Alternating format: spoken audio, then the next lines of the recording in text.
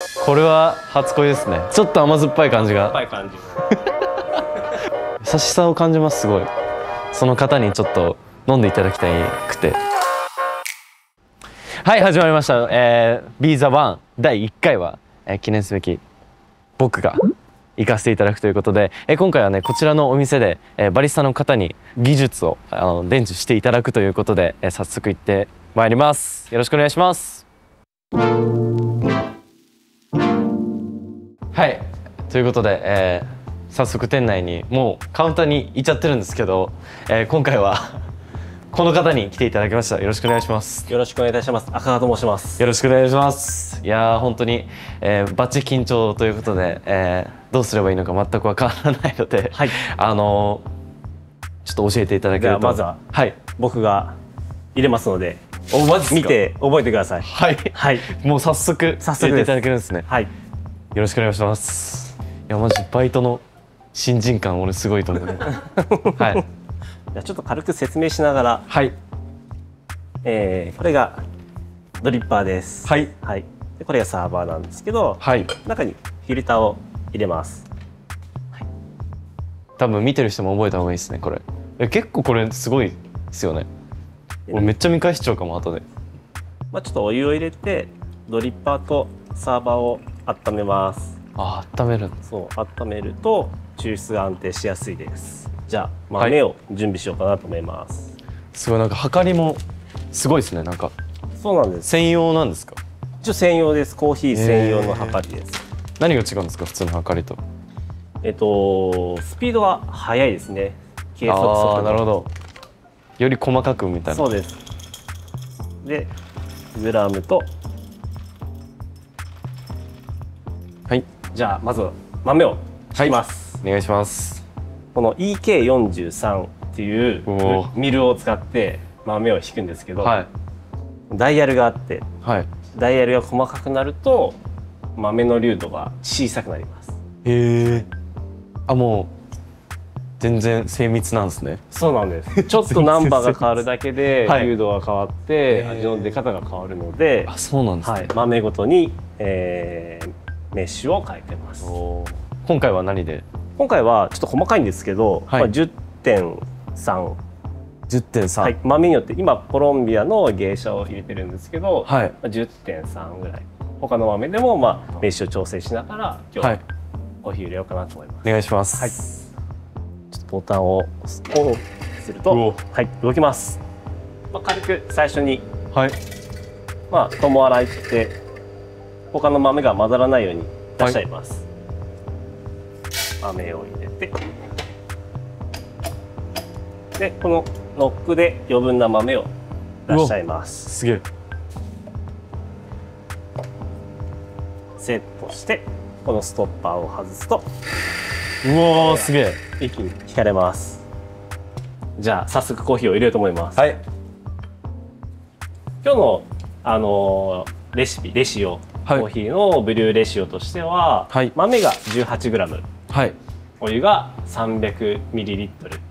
なるほど。それはなんかこだわりみたいなのがあるんですか？そうですね。バリスタたちっていうのは、はい、豆とお湯の比率であったりとか、はい、豆の粗さであったりとか、はい、お湯の温度っていうのを、はい、抽出量を気にしながら、微調整してお客様にコーヒーを提供してます。なるほど。美味しく入れられる濃度であったりとか、はい、味の出方っていうのを自分たちで勉強して入れてるので、すごい日々研究してます。なるほど。はい、正解がないってことですね。そうなんです。じゃあお願いします。今日はですね、はい、まず、やりやすい、初心者の方でもできるように、はい、レシピを考えました。ありがとうございます。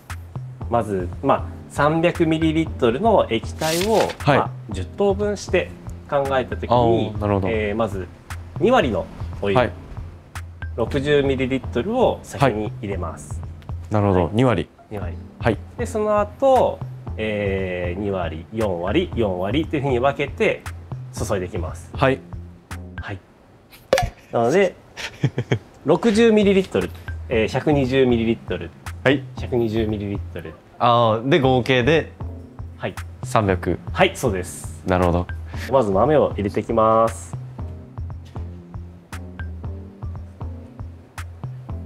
いやもうさっきの時点で結構いい匂いというか、出来上がってないのにもうなんかいけそうな匂いし美味しそうな香りしますよね。めっちゃ美味しそうな香りしました。じゃあまずタイマーをスタートしながらお湯を注いでいきます。まずは60。あ、だからそういう量りなんだ。そうです。すごい。はい。45秒まで蒸らそうと思います。最初とその最後で入れ方はちょっと変えてるんですか？変えずにいこうと思います。あ、変えずに。流速は変えずにいこうと思ってます。はい。その方がやりやすいかなと。ありがとうございます。はい、すみません。ドバドバ注いでしまうと、はい、先に液体が流れてしまうので、ゆっくり注いでください。慎重にいかないといけないってことですよね。はい、円を描くようにして入れてあげると全体にお湯が浸りやすいです。2回目は180で止めます。でもなんか端までは行き過ぎてないですよね。そうですね。端まで行ってしまうとチャネルって言ってお湯が漏れてしまうので、あ、なるほど。真ん中あたりに入れてます。すごいな、こんななんていうの、一定にお湯を出せないかもしれない。2分ですか？そうですね。あとは落としきりで2分10秒ぐらいですかね。はい。はい。でコーヒーの出来上がりです。おお、すごい。楽しい、見てるだけで。帰っていいですかこれで。本当に見学だけでもう満足できちゃう。本当にこれ僕できるのかな？できます。できますか？もちろんです。で今から落とすのがエチオピアの豆です。はい、豆のままだとそんな匂いはしないですけど。ああ、まだ、はい、なんか才能の原石っていうか。これ引くとすごいいい香りがします。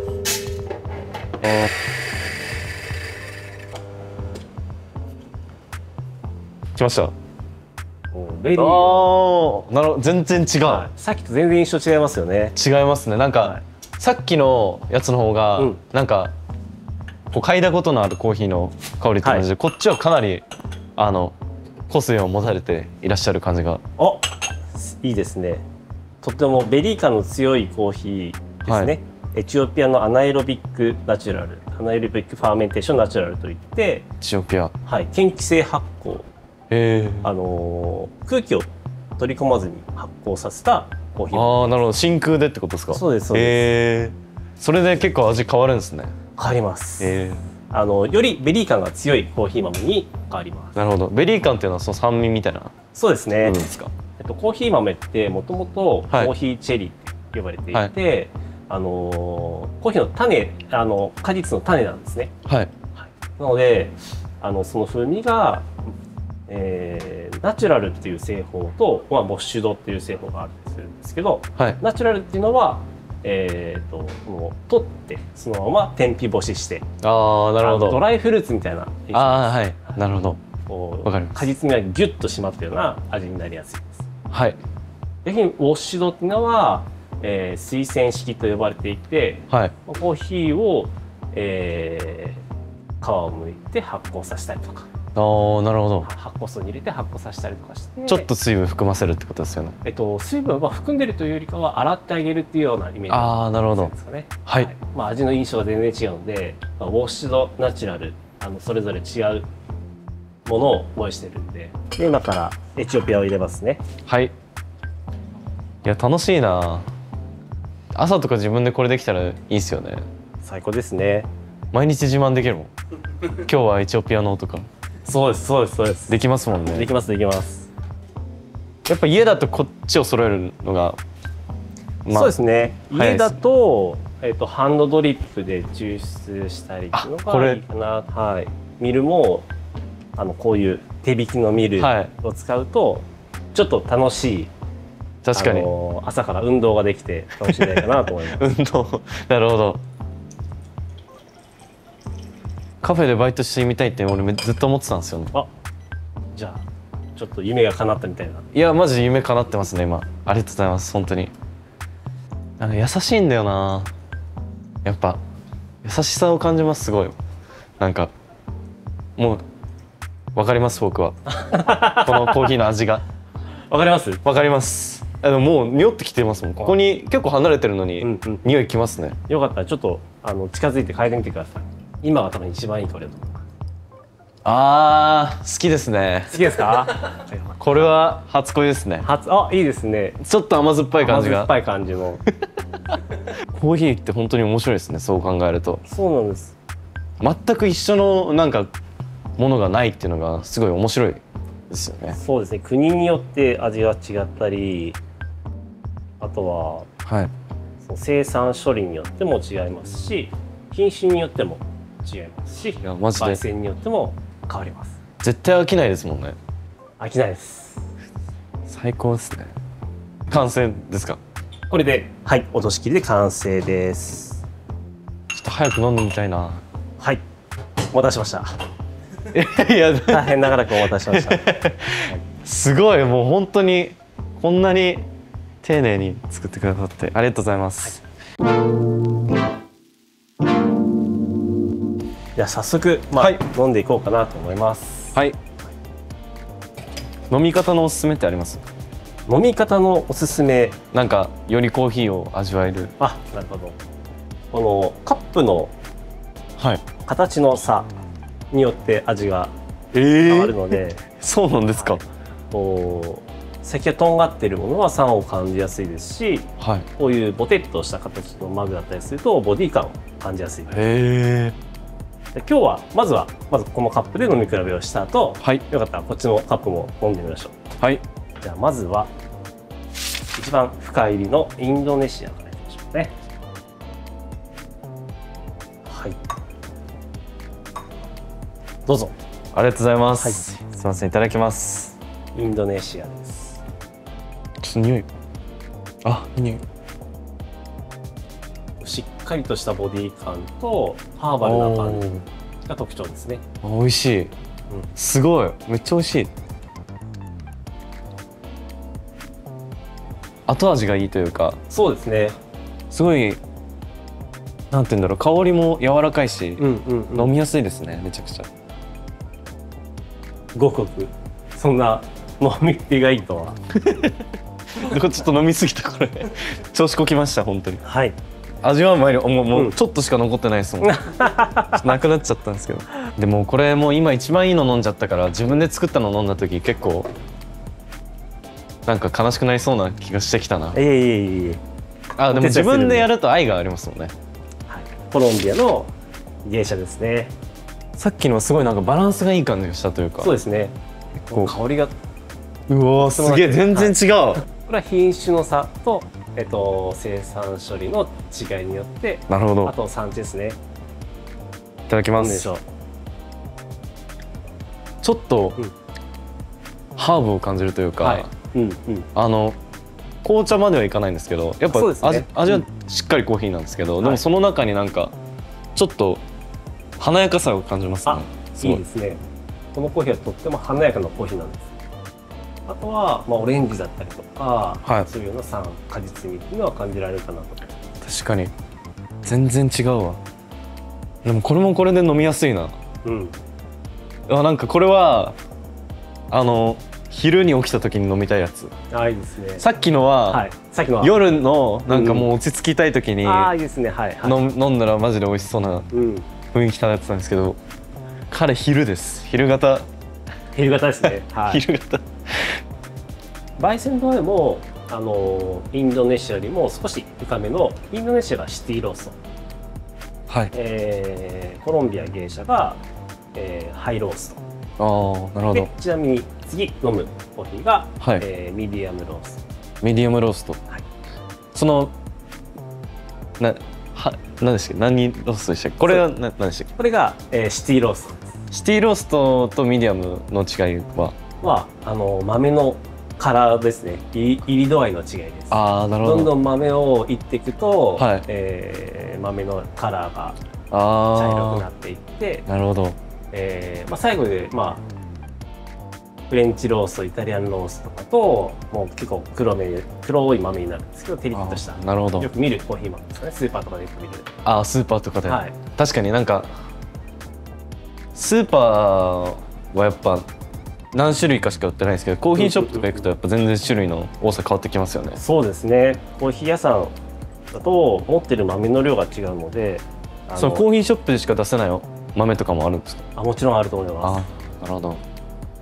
次はエチオピアのアナエロビックファーメンテーションナチュラルです。なんかでも昼過ぎですね、これは。昼過ぎ。今日マジで嫌なことあったなって時になんか忘れさせてくれる。なんか今日もこのコーヒーはうまいわって思わせてくれそう。はい。じゃあ早速一杯。こんなんでいいのか、本当にこの企画1回目いいんすか？いただきます。うわ個性的ですね、やっぱ彼は。口当たりも全然違いますよね。違いますね。なんかこうさっきのはちょっと奥目に来るというか、そのハーブっぽい香りが、こっちはもう入ってきた途端になんか踊り出してるというか、全然違いますね。こう喉通ってる時にもずっと味くるみたいな。全然違う。温度が下がってくるともっと酸も感じやすい。じゃあアイスコーヒーとかで飲むとまた違う。そうですね。これ同じコーヒーなんですけど、少し飲み比べをしてみてください。本当に違うのかな。さっきは酸を感じたんですけど、確かにボディ感感じやすいかな。言われてみたら確かにですね。全然なんかこっちの方が直のなんかコーヒーを感じて、こっちはなんかもう包み込んでる感じが、優しい感じですよね。そうなんですよね。めっちゃ違うわ。ちょっと表現力も素敵なので、ありがとうございます。お客様に説明するとき同じように説明をしていただけると、お客様も、コーヒーって飲んでみないとわからないじゃないですか。なので言葉で表現してあげると、伝わりやすいのかなと思います。めっちゃいいですね。僕今スイーツも結構勉強してるんで。いいですいいです。果物に例えて表現するといいと思います。なるほど。確かに。ということで全部飲み比べてみたんですけど、今回ちょっとうちのメンバーに、コーヒー好きというかいますんですよ。いますんで、いろんなコーヒーを飲んでる人なので、ちょっと僕頑張らなきゃなってことで。そうですね。教えてもらいながらちょっとぜひできたらぜひ一緒に頑張りましょう。ありがとうございます。